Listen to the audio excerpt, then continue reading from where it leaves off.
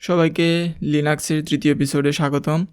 আমরা গত এপিসোডে দেখেছিলাম কালি লিনাক্স বা লিনাক্সের কিছু বেসিক কমান্ডস এবং এক্সপ্লেন করেছিলাম লিনাক্স ফাইল সিস্টেম এবং কিছুটা সুডো নিয়ে আলোচনা করেছিলাম। তো সুডো হচ্ছে গিয়ে সুপার ইউজার্স ডু এর সংক্ষিপ্ত রূপ। এটি মূলত রুট ইউজার্স থেকে পারমিশন নিয়ে কাজ করে, অর্থাৎ আমরা হচ্ছে গিয়ে নর্মাল ইউজার্স এবং নর্মাল ইউজার্সের কিছু কাজ করতে গেলে রুট ইউজার্স থেকে পারমিশন নিতে হয়। এখন যদি আমরা হু এম আই কমান্ডটি রান করি, আমরা কিন্তু দেখতে পারতেছি আমরা কালি ইউজার হিসেবে আছি। এখন আমরা যদি রুট ইউজার্সে যেতে চাই তাহলে আমরা রান করব সুডো সু এবং পাসওয়ার্ডটি দিয়ে দিব।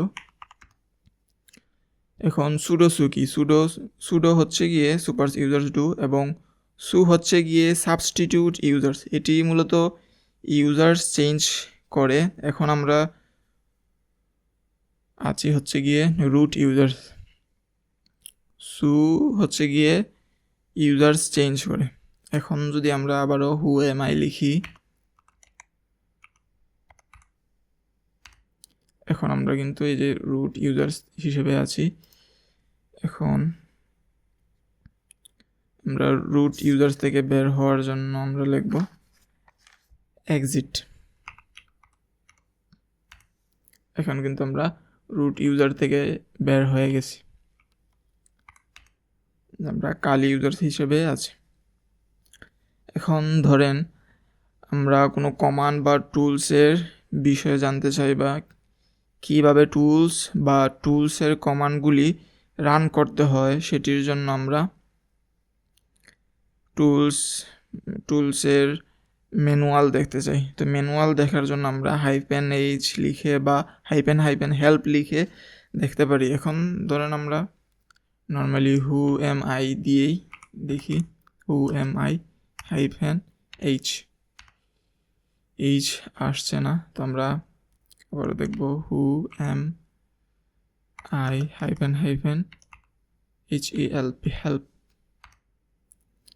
এই যে আমরা কিন্তু হেল্প দেখতে পারতেছি।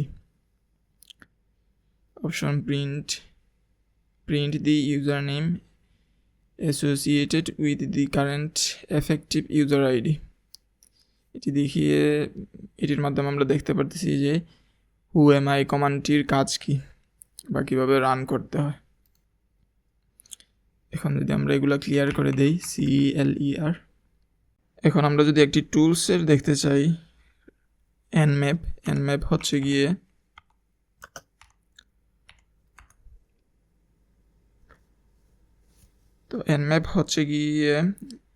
টুলস যা ব্যবহার করে নেটওয়ার্ক স্ক্যান এর অ্যাক্টিভ ডিভাইস বা পোর্টস দেখতে পারে, অর্থাৎ স্ক্যান করতে পারে। nmap-এর ফুল ফর্ম হচ্ছে গিয়ে নেটওয়ার্ক ম্যাপার।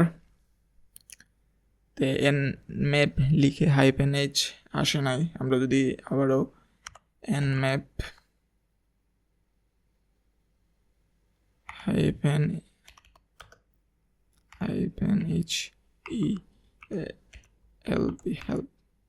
এখানে কিন্তু আমাদের চলে আসছে। কীভাবে nmap রান করতে হয় বা nmap-এর ম্যানুয়াল আসছে। এখন আরেকটি জিনিস আমরা লক্ষ্য করি, লিনাক্সে কোনো একটি ওয়ার্ডের আগে ডাবল ড্যাশ দিতে হয় এবং নর্মাল সিঙ্গেল ক্যারেক্টারের জন্য আমাদের সিঙ্গেল ড্যাশ দিতে হয়। এই যে এখানে আমাদের ওয়ার্ড মিন আছে, মিনের আগে কিন্তু 2টা ড্যাশ এবং টির আগে কিন্তু সিঙ্গেল একটি ড্যাশ আছে। এটি বেশিরভাগ ক্ষেত্রে এরকম হয়, বাট ডিফারেন্টও হতে পারে। ধরেন 70% বা 60% এরকম ডাবল ড্যাশ বা সিঙ্গেল ড্যাশের মাধ্যমে দেওয়া থাকে। এখন যদি আরও একটি আমরা টুলস অর্থাৎ ওয়াইফাই হ্যাকিংয়ের জন্য গ্রেট টুল ARcrack-ng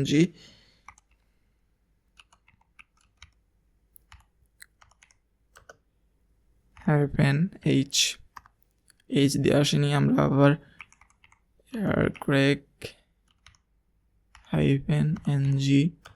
হাইফেন হাইফেন help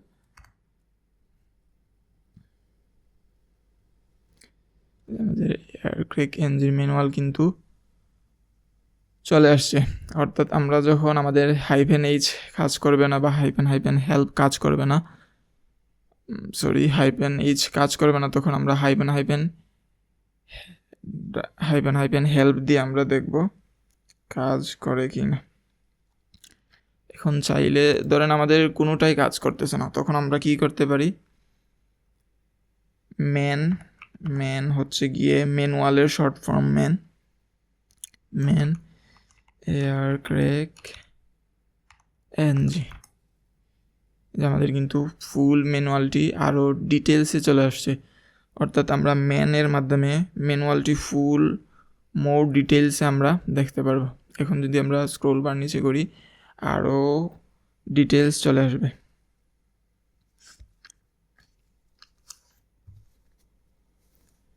তো এটি থেকে বের হওয়ার জন্য এখন আমরা দেখব কিভাবে ফোল্ডার ক্রিয়েট করতে হয়।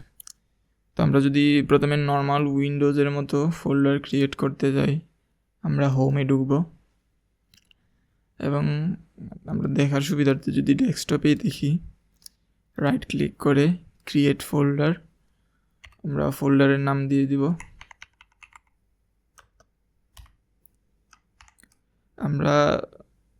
আমরা তো সিঙ্গেল ওয়ার্ডের মধ্যে দিয়ে দিব। সিঙ্গেল ওয়ার্ডের মধ্যে দিলে ব্যবহার করতে সুবিধা হবে। আর যদি আমরা স্পেস দিয়ে দেই তাহলে আমাদের স্ট্রিংয়ের ভিতরে দিয়ে ফাইলের নাম লিখে ব্যবহার করতে হবে। তো আমরা সিঙ্গেল ওয়ার্ডের মধ্যে আমরা দিয়ে দিব ক্রিয়েট। যদি আমরা এটি ওপেন করি, আমাদের ফোল্ডার কিন্তু ক্রিয়েট হয়ে গেছে। এখন ধরেন আমরা এটি টার্মিনালের মাধ্যমে রান করতে চাই, টার্মিনালের মাধ্যমে ফোল্ডার ক্রিয়েট করতে চাই। তো আমরা প্রথমেই চলে যাব ডেস্কটপে,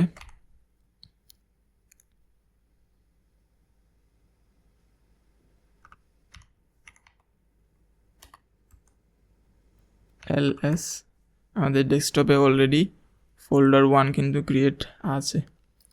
তো আমরা যদি লিখতে চাই বা ফোল্ডার ক্রিয়েট করতে চাই, আমরা রান করব হচ্ছে গিয়ে mkdir। তো mkdir হচ্ছে গিয়ে মেক ডাইরেক্টরি, mk হচ্ছে গিয়ে মেক এবং dir হচ্ছে গিয়ে ডাইরেক্টরি। এখন প্রশ্ন হচ্ছে ডাইরেক্টরি কি? আমরা গত এপিসোডে লিনাক্স ফাইল সিস্টেম এক্সপ্লেন করেছিলাম, সেখানে বলেছিলাম যে উইন্ডোজে যেটি ফাইল বা ফোল্ডারকে লিনাক্সের ভাষায় ডাইরেক্টরি বলে। তো আমরা যদি mkdir এবং ফোল্ডারের নাম দিয়ে দেই, অর্থাৎ ডাইরেক্টরির আমরা যদি নাম দেই ফোল্ডার 2, আমাদের এই যে ফোল্ডার 2 ক্রিয়েট হয়ে গিয়েছে। এখন যদি আবারও ls দেই, আমাদের দুটো ফোল্ডার কিন্তু চলে আসছে।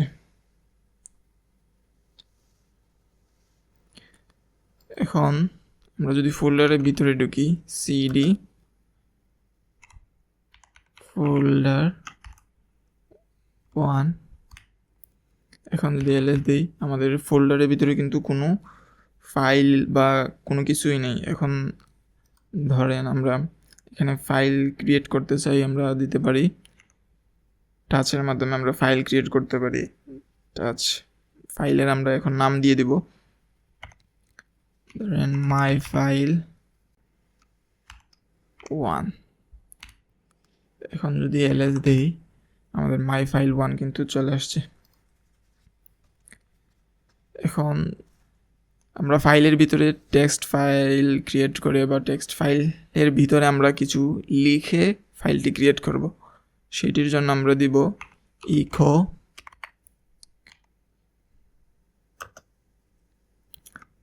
আমাদের স্ট্রিংয়ের ভিতরে আমরা যা ফাইলের ভিতরে লিখতে চাই সেটি আমাদের স্ট্রিংয়ের ভিতরে লিখে দিতে হবে।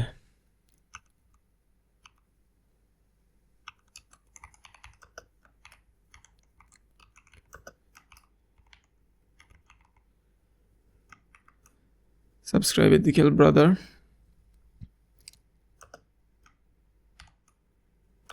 এখন আমরা ফাইলটির নাম দিয়ে দিব, ধরেন মাই ফাইল 2।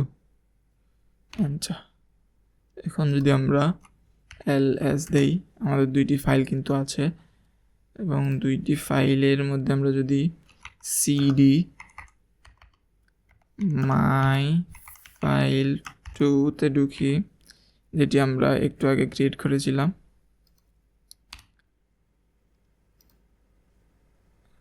এখন আমরা যদি ls দেই, আমাদের কিছুই দেখাচ্ছে না,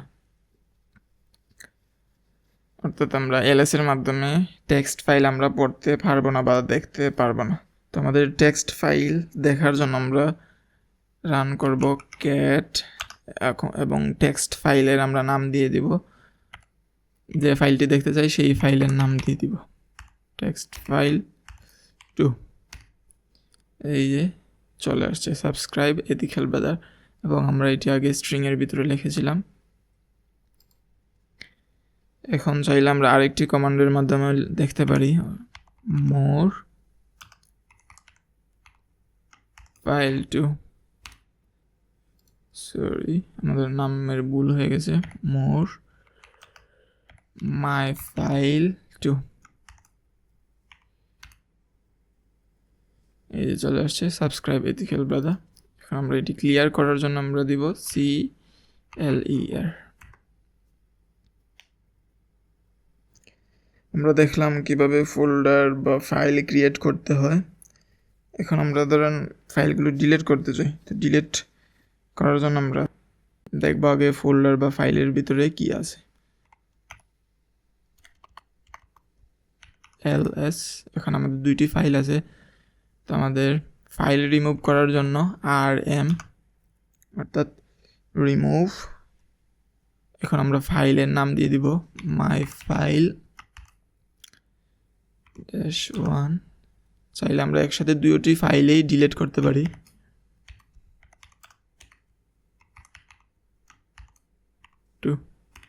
যদি ls দিই, আমাদের কোনো ফাইলেই নেই। এখন আমরা যদি ফোল্ডার ডিলিট করতে চাই, আগে আমরা ফোল্ডার থেকে বের হয়ে যাব, cd ls, আমাদের দুইটি ফোল্ডার আছে, তো ফোল্ডার রিমুভ করার জন্য আমরা দিতে পারি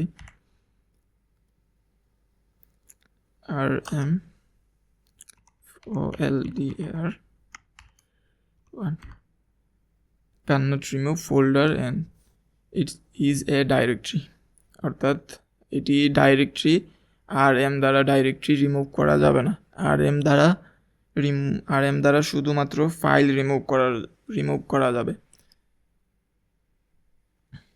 আমরা যদি দেখি rm ডাইরেক্টরি শর্ট ফর্ম ছিল হচ্ছে গিয়ে dir, rmdir, ফোল্ডারের নাম দিয়ে দিব folder1। এখন এই যে আমাদের এখান থেকে folder 1 কিন্তু অলরেডি ডিলিট হয়ে গেছে, এবং folder 2 ডিলিট করার জন্য rmdir folder 2। ls কোনো ফোল্ডারেই কিন্তু নাই। rm হচ্ছে গিয়ে রিমুভ এবং dir দ্বারা হচ্ছে গিয়ে ডাইরেক্টরি। rm দ্বারা শুধুমাত্র ফাইল রিমুভ করা যাবে, এবং ডাইরেক্টরি রিমুভ করার জন্য dir ইউজ করতে হবে। সবাইকে অসংখ্য ধন্যবাদ ভিডিওটি দেখার জন্য। সামনে আরও পাইথন এবং এথিক্যাল হ্যাকিং নিয়ে ভিডিও আসবে, এবং সামনে আমরা আরও টুলসের ব্যবহার এবং ইউজেস দেখব। সবাইকে অসংখ্য ধন্যবাদ ভিডিওটি দেখার জন্য।